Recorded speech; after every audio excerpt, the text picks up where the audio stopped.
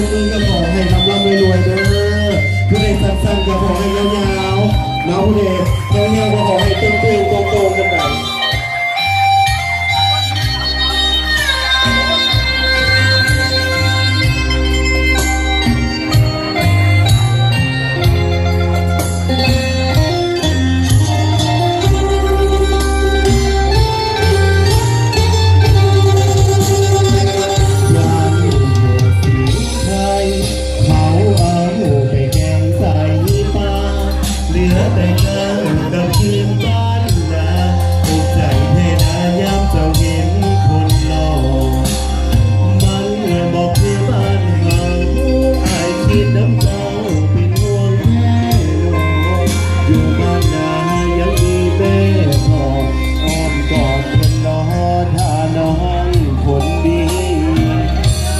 ตอมดอกไม้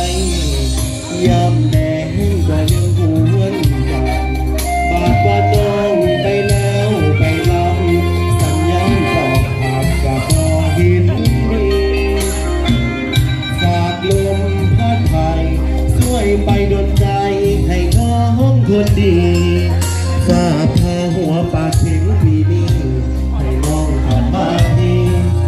เดินมา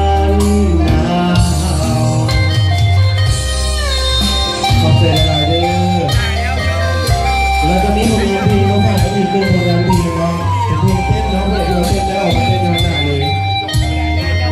เอามาโจ๊กๆกันเองจักหน่อยเนาะ